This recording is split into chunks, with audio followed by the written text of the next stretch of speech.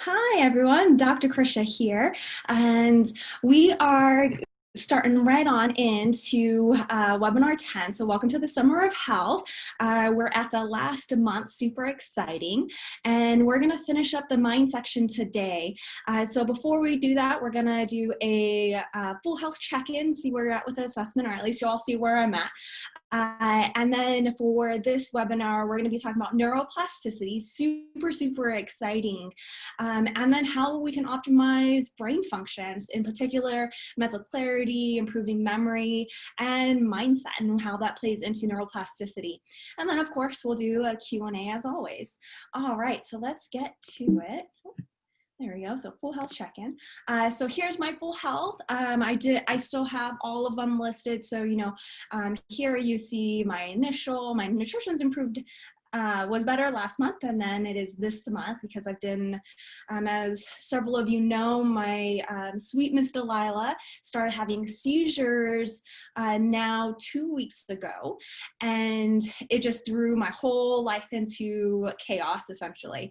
So my nutrition went down just a little bit, but my digestion is still fantastic. And then you can also see like how some of the things, how my life played into my new assessments. But the way that I want you guys to see this is that overall, okay, you see how you're doing and what can I now do for this upcoming month. So this upcoming month, I'm still focusing on, drinking less alcohol, and less sugar in particular. Those are my two vices for when I'm more stressed out, and which I have unfortunately been grabbing a little bit too much of recently because of all the chaos in my life. No excuses there, but I'm human too. And my digestion's still fantastic. So, keeping up with doing having kombucha and probiotic rich foods, and really just eating overall well, particularly doing lots of home cooked meals. It really helps my digestion. Even despite doing, a little bit too many vices. And moving so incredibly important. So continuing to do that. I've been actually walking Delilah consistently because we're doing some physical therapy with her. And I'll explain a little bit more about that in a little bit when we talk about neuroplasticity. And, I still sleep so well. And so that's still doing great, doing like lots of stress management. And part of that, right, was that I took a week off from doing these webinars specifically for that reason, because my stress was just so incredibly high, given my bulldog was having some life changes. She's in transition. So I just needed a little bit of time to recover from that. And because I was able to do that, right, I'm still doing really well. And so those are things, to take into consideration as you go through your life, and being not sensitive, understanding and being compassionate to yourself, and having more realistic expectations. And then mind, that's really what we're focusing on now with doing the meditation. I'll talk more about that again today, and making sure mood is good. And of course, this changes based off of circumstances that we can't control, such as what's going on with my pup, or the world, all the chaos and the fire that's going on all around us.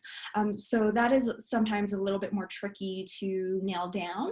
And that's where making sure that good nutrition is in play, doing the movement, all of those things. And then we're going to talk more about energy and connection in the next couple weeks. Super exciting. So again, do your full health assessment. Again, if you haven't already, to just kind of assess where you're at and where you like to continue to make that progress. All right, and let's get to the bulk of the webinar now. All right, so the human brain has 100 billion neurons, each neuron connected to 10,000 other neurons. Sitting on your shoulders is the most complicated object in the known universe. Our human brain is phenomenal, particularly because we have these two aspects of what we can do. So the first one is neurogenesis. Neurogenesis is still controversial in humans, but I won't talk about it because maybe we'll learn more evidence that will suggest that humans can do this, which would be really cool.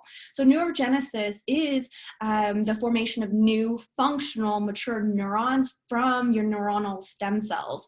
In animal models, we see that happens at the hippocampus, which is where we make memories. So it's really the ability to make new memories and to retain them. And then olfactory bulb, because it's, again, really about smell. That's all about smell.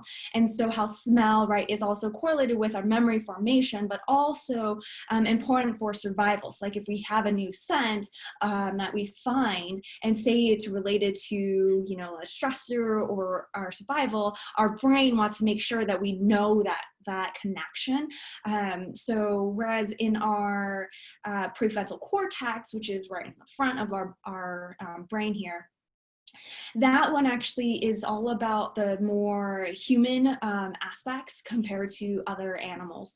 And so that one isn't really actually about survival, and we don't have currently evidence of neurogenesis. But what we do have is evidence of neuroplasticity. So neuroplasticity is the ability of the brain to form and reorganize synaptic connections, especially in response to learning or experience or following injury. So really it's about your brain's ability to heal itself and rewire itself. Super, super freaking cool, because our brains are so important for our everyday function. And so we want to make sure, right, that like if we can improve it, then why not? And that's where neuroplasticity comes from. And the idea is that our brain is plastic or malleable, and so it's changeable, hence where the word neuro, meaning the brain, the plasticity aspect comes from, that term. So how does it work? So really it comes down to having really frequent and strong stimulation of a synaptic connection. So if you have something repetitive, and especially if it's rewarding, then that connection will get stronger and stronger and stronger, meaning now it's going to take less time for it to fire, because it's going to fire faster. And then it's going to become more like habit almost, which is really, really important. And repetition is the key here. And this is actually what I'm doing with Delilah. So Delilah, because she's, one, we highly suspect that it's her seizures are caused by brain tumors. So there's likely structural issues, right? Meaning that there's more mass, more stuff in her skull than there's room for. And so some of her brain's getting changed a little bit because of that. And neuroplasticity helps to improve her function, because what I'm doing right now, in particular with her gait, is giving her treats when we walk to make that connection of having smooth walking stronger and stronger. And the more that I do it and the more that we reward her, the easier that it gets her to start going again. Because initially, actually, she was really wobbly. It took her about a couple, like 30 or so minutes to actually go from wobbly to steady. And now that's significantly reduced because of neuroplasticity. So I'm a huge fan. Okay, the reverse is also true. So if you have weak and infrequent activation of neuronal synapses, you're going to have no change in the structure, meaning the brain is not going to change and make connections stronger. In fact, it might actually get weaker. This is the idea of you lose it if you don't use it, you'll lose it. So, right, same thing happens with like our muscles. And this is what happens when you see someone who, like if you're in a cast for a really long time and that particular muscle and joint is immobile, what will happen is that muscle will atrophy. It'll slowly deteriorate, get eaten away because you're not using that. And even if the muscle tissue itself doesn't atrophy, the connections do, and it can be hard in order to get that going again. And that's where physical therapy is really helpful. Because it'll help to strengthen those connections that were already there. So that's the other aspect, is that with adults, what we do know is that those structural neuroplasticity, we may not be able to make new neurons, but we can make the connections we already have, and maybe we may have deteriorated, we can make those stronger, which then can also improve cognitive function. Also super exciting. All right, so there's two different different types of neuroplasticity. So one is structural neuroplasticity. This is the actual ability of the brain to change its physical structure. So that's changing the strength of the neuronal connections, making them stronger, right, with a more frequent and stronger activation of them. So this happens with memory formation and with learning. So continuing to learn something, it's going to make those connections even stronger, right? It's all about, again, all about that repetition. And then we also have functional neuroplasticity. And this is what I'm actually doing more so with Delilah. Actually, it's a combination of the two. But the functional neuroplasticity is what happens when there's actual damage to the brain. So say, let me step back. So the functional neuroplasticity, the actual definition is the brain's ability to change or adapt the properties of neurons, meaning it's going to actually change their function. So this is a permanent change, and actually is what we utilize when someone has a stroke or there's loss of brain function in one area. We'll actually see that the brain will, a different area of the brain will actually take over more of those functions that the loss of wherever that stroke say was, whatever that aspect of the brain was doing, now another part will do it so that you can still have essentially similar activation or similar functions within the brain. So for Delilah, this is essentially her ability, right, with a mass taking over, and also the possibility, there's high likelihood that she suffered some trauma, physical trauma to her brain from having those multiple seizures so close together.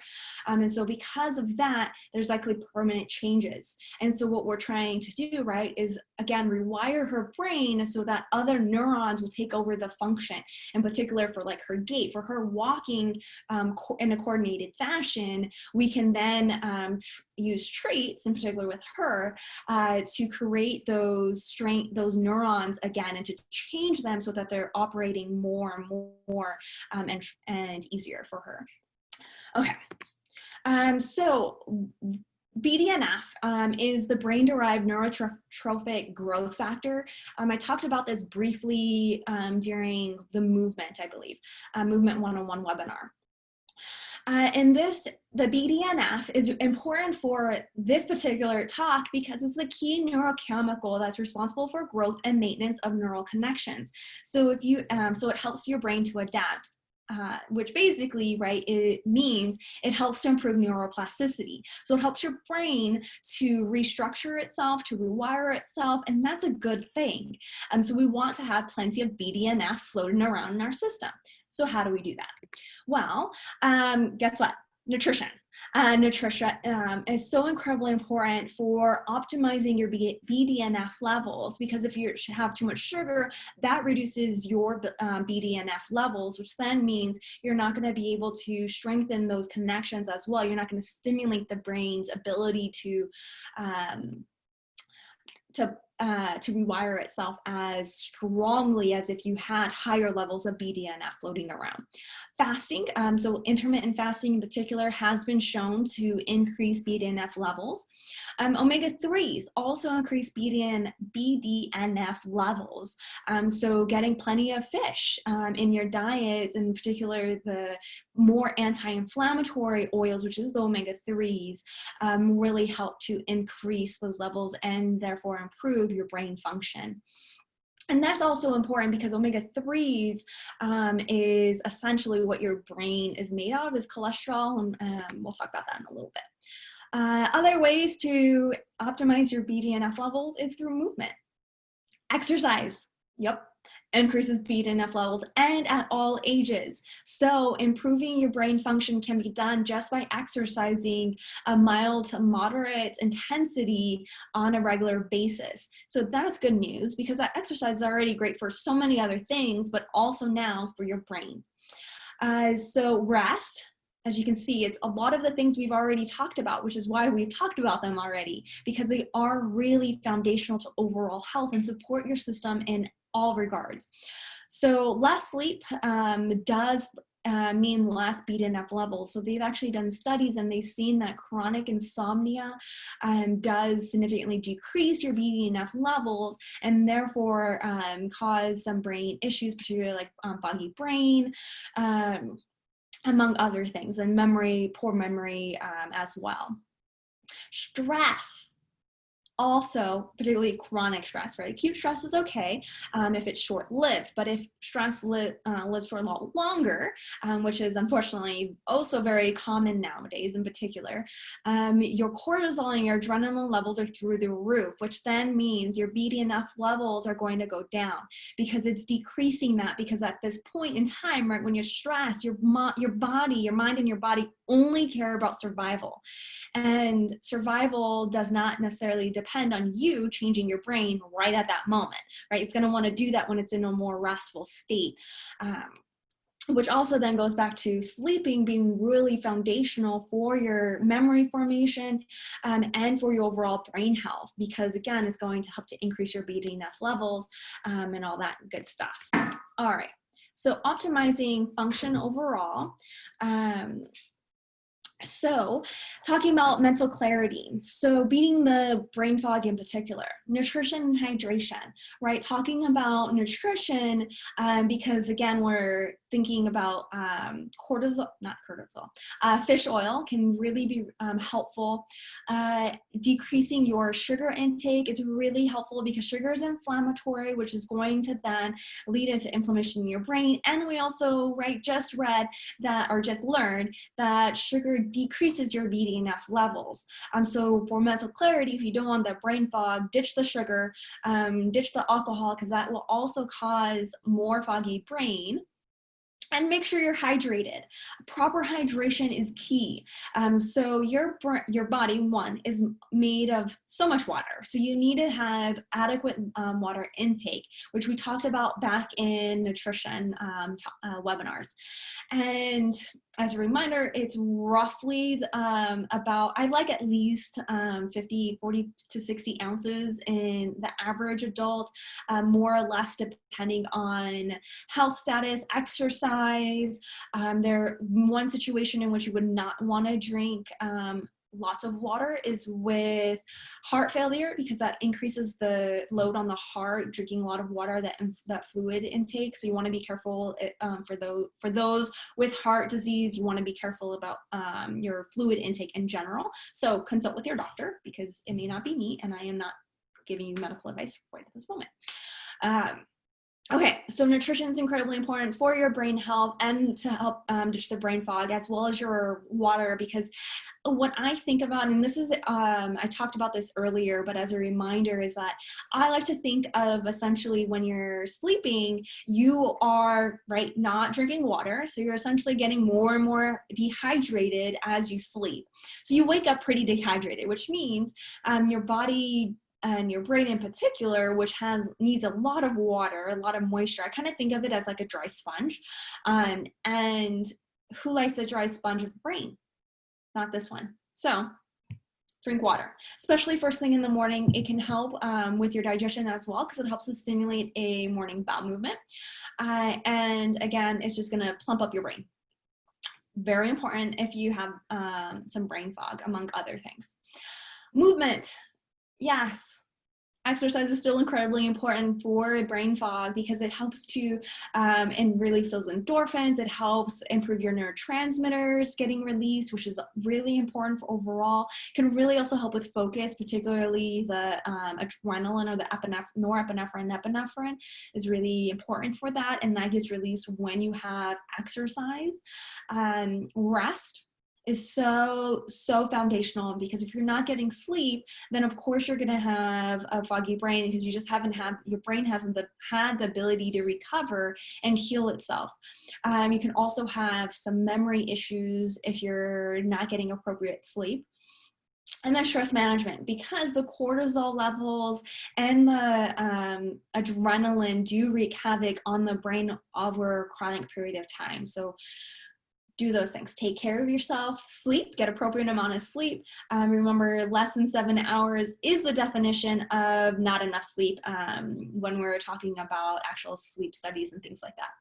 Other causes is hormonal issues can cause brain fog.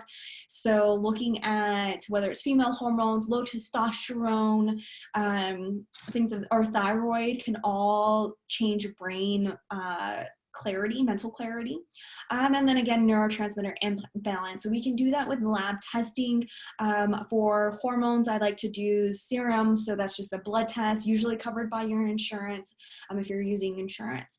Neurotransmitter imbalance, that can be done through a urine test if you want the hard numbers. It can also be done through a mood questionnaire, which is what I talked about in the last webinar. So there's options for doing that, because sometimes, you know, you improve your nutrition, you make sure you're properly hydrated, and you still got a little bit of the brain fog left, more than usual. And so we might want to, at that point, look for other causes and doing testing. All right. Next is memory. So how can we overcome forgetfulness? So nutrition, so incredibly important.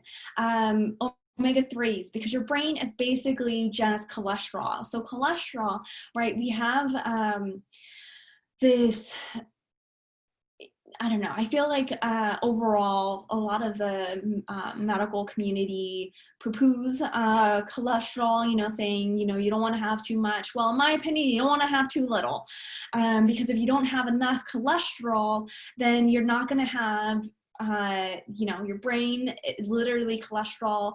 All your hormones are made from cholesterol. Literally every cell membrane is made from cholesterol. So it's incredibly important. So you want to make sure that you have appropriate levels. And that can be done just through a simple lab test, which is one of the annual labs that I do run on my patients, just to get a better idea, especially if they're complaining about memory issues, because increasing cholesterol levels, healthy cholesterol, meaning more of those healthy fats, like fish oil, the omega-3s, wild-caught fish, nuts, seeds, avocados, all great sources. The other great thing about that is they will decrease your inflammation because it's omega-3s. And omega-3s, if you recall, way back in nutrition, I think it was 101, webinar 2, I talked about how we have omega-3s and omega-6s, and it's all about the omega-3s, which help to decrease your inflammation, because they just go down a anti-inflammatory pathway. And so that also then helps to improve your brain function even further. Ditching the devices, ditching the alcohol, right, and the sugar, mainly to help decrease your inflammation overall. And also less refined carbs, because refined carbs are basically sugar. It gets turned straight into that, and so it's going to do the same thing where it's going to spike your blood sugar, cause more inflammation, and then can make some brain fog and some forgetfulness. So you can see how these two are really tied together. Okay. Other ways to improve memory: exercise, so incredibly important for all of the reasons, and rest. Sleep and stress management, again, are going to be key for your memory formation and the solidifying those memories. So this is incredibly important for students to make sure that they're getting enough sleep, because if you're not getting enough sleep and you're trying to learn something new, you're not going to retain it, because it's during those different stages of your sleep where you're actually helping to solidify those memories, where you're reconsolidating them. The brain's doing a lot of heavy work while you're sleeping, and so you want to make sure that it's able to do that by getting appropriate sleep, or enough of it, really. And then, right, you don't want to be stressed out, because if you're not doing stress management, then your memories they're going to all also deteriorate, because you're going to have that cortisol and that adrenaline coursing through, which is going to cause more of that forgetfulness, more of those long-term issues that we've talked about before. And then other labs to consider, in particular for memory. So lipid panel, which I talked about, and vitamin D levels, because low vitamin D levels actually has been associated or correlated with the higher incidence of dementia.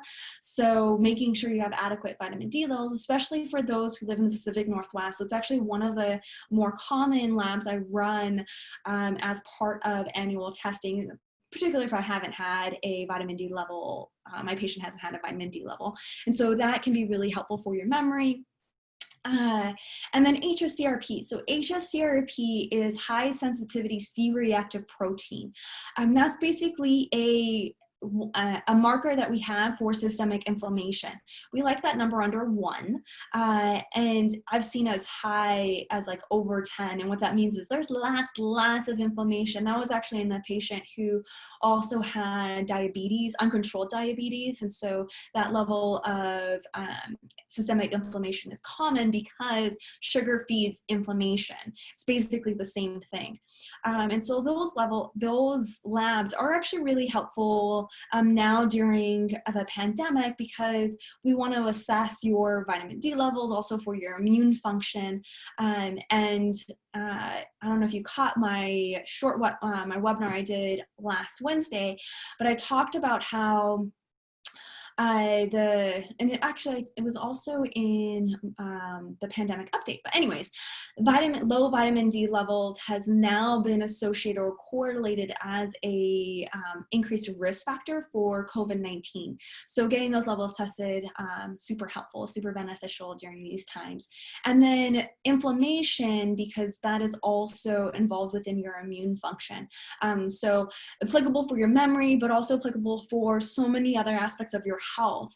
So if you haven't had your annual labs done, this would be a good time to get them done, and ask your provider to include those particular labs if that's something that you'd like to have done or get assessed. Okay, next is mindset. So mindset, we have 2 different types of mindset.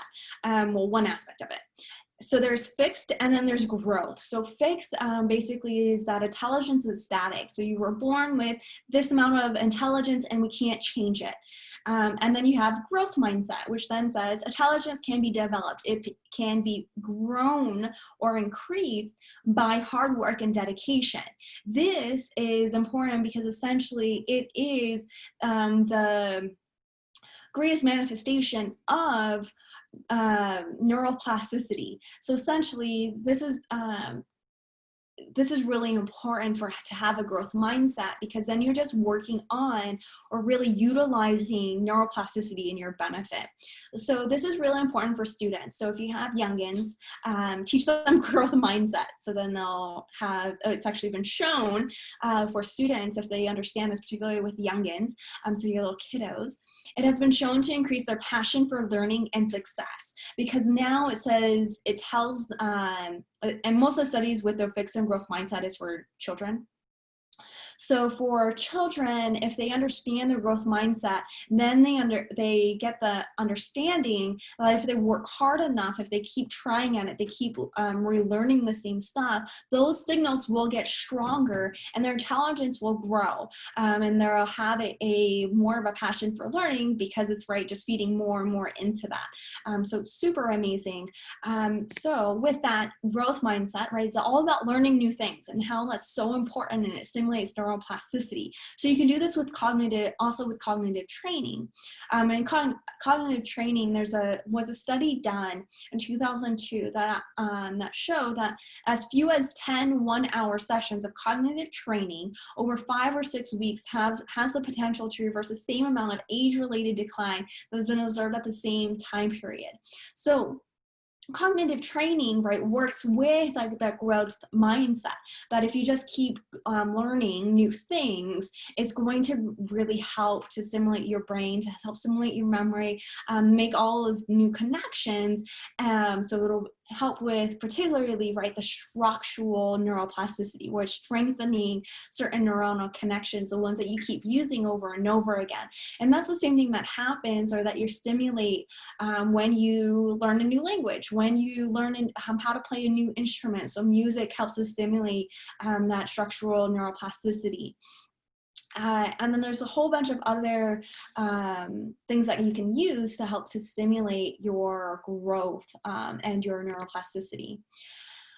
So among other things, neuroplasticity means that emotions such as happiness and compassion can be cultivated in much the same way that a person can learn through repetition to play golf and basketball or master a musical instrument, and that such practice changes activity and physical aspects of specific brain areas.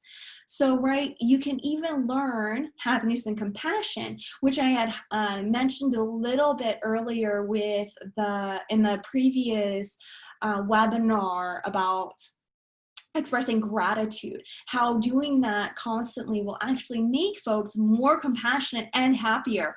Neuroplasticity is why. Super, super cool. All right, so let's talk about positive mindset. So this is basically, right, that gratitude and positive thinking improves happiness and success. And there's plenty of evidence or studies showing that it does greatly improve our overall happiness. So some resources for positive mindset is this positive psychology website on neuroplasticity. They actually talk a whole bunch about different ways to improve and to stimulate your neuroplasticity. And then I'm a really big fan of Fearless Motivation. They're actually motivational speeches set to music. And it's on Apple Music. I think it's on other places too, but I'm just familiar with Apple Music. And what I like about those is that they really help to give you that positive mindset, because essentially what we're doing is almost as if we're faking it until we make it. That is essentially what we're kind of doing. We're slowly strengthening those neuronal connections by saying those positive things over and over again. So the affirmations work the same way, where essentially, right, you say the same thing over and over, you just repeat right, it's all about repetition. So repeating that makes it so that it then becomes truer and truer and truer. And so I like the Fearless Motivation speeches because they're just really fantastic. There's so many of them, and they just have, honestly, such a positive mindset. Honestly, it's one of the things that I do first thing in the morning to put myself in a good position, to be productive, to keep my energy high, and all those wonderful things. The other one is The Secret, which you may or may not be familiar with, way back in the early 2000s, I think. 2002, I don't remember when, but essentially it's that you put the intentions that you want out into the universe, and it's essentially kind of the same thing, where you are manifesting something because you're constantly keeping it in your mind, so you're strengthening those connections, which then means it's going to make it easier to see the opportunities when they present themselves to you. So really amazing. All right. Now, let's talk about meditation. So with meditation, your brain is effectively being rewired. As your feelings and thoughts morph toward a more pleasant outlook, your brain is also transforming, making this way of thought more of a default. The more your brain changes from meditation, the more you react to everyday life with that same sense of calm, compassion, and awareness. So essentially what you're doing when you practice mindfulness or meditation, and especially the more frequent you do it, the more your brain's going to adapt and make it more of your default state. So you can essentially teach your brain to be more mindful, calm, and centered just by doing it more frequently, so that then becomes your normal state, right? And it's more that you're not in that mindful state when you're stressed out, and then that's just temporary because you trained your brain to just be, oh no, I need to be calm. And that's what we've seen in studies when we look at particularly those who have been practicing a really long time, is that they are in a more their brain actually is different, and they are calmer and more compassionate than those who have not been practicing meditation or mindfulness as long. So really, really amazing that you can teach your brain to be more mindful and calm. And this is what I really love about teaching children mindfulness from very early on, because then they are armed with that tool to then rewire, just make their brain in that calmer state inherently. And then there's this great TED talk by Sarah Lazar, how meditation can reshape our brain. So that one I highly recommend you watching. It's not too long. It's like 8 or 9 minutes, and really powerful just to see, you know, the actual science behind it. So she talks a little bit about that, how it actually does change your physical brain. So really, really cool. All right, so your week challenge is, because we're talking about neuroplasticity, neuroplasticity is stimulated by learning something new. So learn something new every day, whatever that is. So incredibly important. And also to train yourself to keep doing that. So really, you know, you can learn something, pick one thing, and then just learn something new or a new component to that can help to also strengthen those same connections.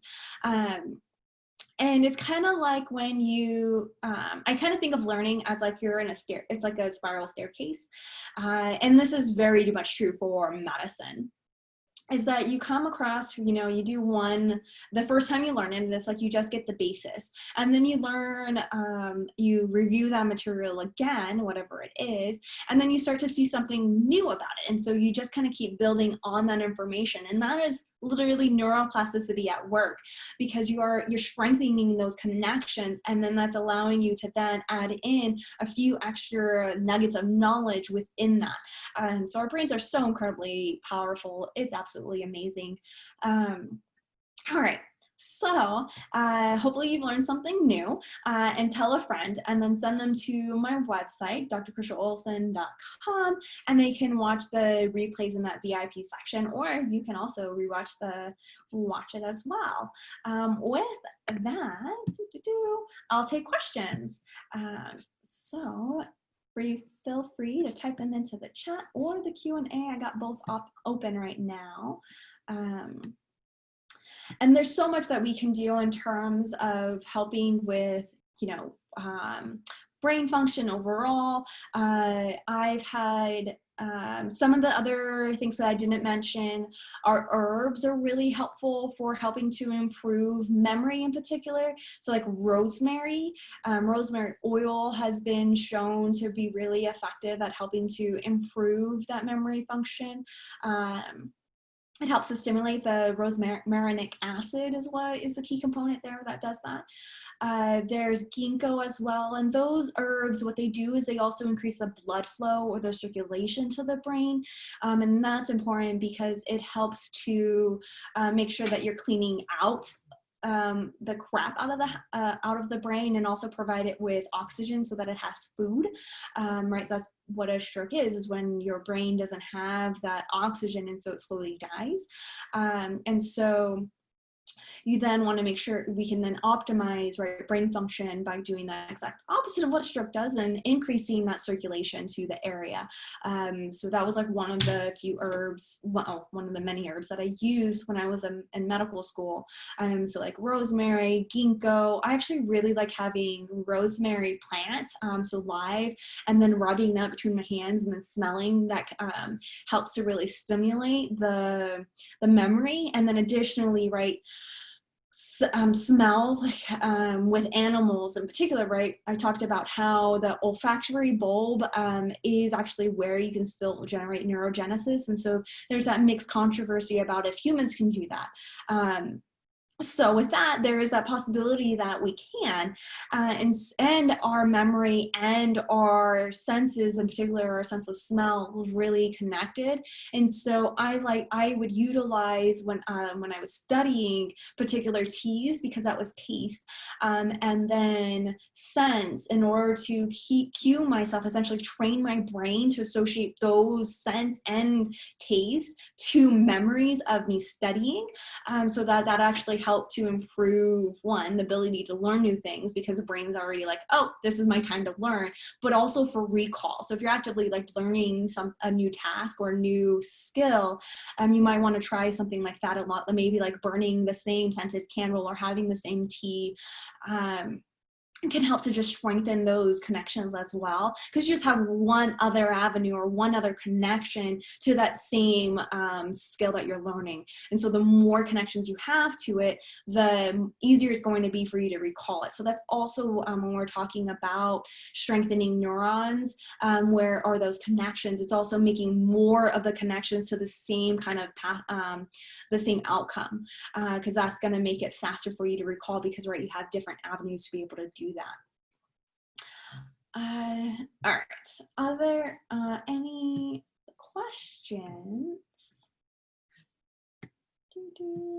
All right, well then I will tell you another story. So I had a patient, actually, I mean, it's not as incredibly exciting, but I'll still tell you anyways. I had a patient who had some acute memory. So mainly it's we have two different kinds of memory. We have long-term memory and short-term memory. So long-term memory is really the things that are happened a long time ago, right? And short-term memory is the ones that are just our newest memories. And so what happens is we form our short-term memory, and then when we sleep in particular, those then get reconsolidated and then stored into long-term memory.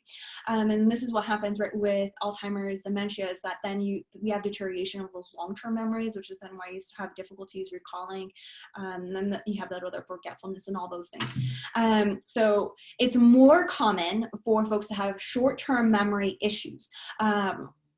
And we can improve that by just improving diet, so nutrition, getting proper sleep, all those other things. But you can also use supplements. And so I've used tinctures, and as tinctures are the herbal extracts, in particular, like some of the herbs that I recently talked about, but also other nutrients that are important for brain health. And so those like phospholipids and things like that. So those or phosphatidylserine in particular is a really important nutrient. Essentially what it does, so we have our neurons, and we have, in the last webinar, I talked about these myelin sheaths. The myelin sheaths are basically like the sweaters of the neurons, which basically make it so that the signal, the electricity, travels a lot faster, right? Just like how we like to insulate our wires, one for protection, so we don't electrocute ourselves, but also it makes the signal travel faster. So our brain does the same exact thing. And phosphatidylserine helps with those myelin sheaths. That helps to strengthen them, so making sure that they have a proper codon. And so I got a patient on one of the products that's available, I think it was Memory Pro by Pure Encapsulations, if I recall correctly. That's funny. And so that, and then after I think 2-3 weeks, she already started noticing improvement, and it's because those herbs and the nutrients, they do exactly that. They help to improve the memory function, improve the brain function, because it's just giving the brain exactly what it needs in order to repair itself and to increase that circulation. But really the first thing is to look at your foundations, go back to that full health assessment and see where you're lacking, and maybe you can improve those foundational aspects of health to improve all the other aspects, so that you're at an overall good state. Because ultimately my goal with everyone, including myself, is to have less supplements, right? Because I am a huge fan of practicing the way that I live, and I am not a pill pusher. I very adamantly like to get my stuff from food and lifestyle. So getting exercise, getting out in the sun, things like that. And so that's really what I like to teach and focus on. And we just use our supplements as things that we need. All right. With that, since there's no other questions or anything like that, or clarification, I will let you all go. And remember, learn something new, and send out the replay to your loved ones so that they can also improve their brain function, which honestly is so incredibly important right now, because during the pandemic, everyone's so freaking stressed out that we're getting more forgetful, and we need to go back. We need to go back to the roots. All right, with that, have a great rest of your Tuesday, and y'all will hear from me with some emails soon. All right, take care. Bye.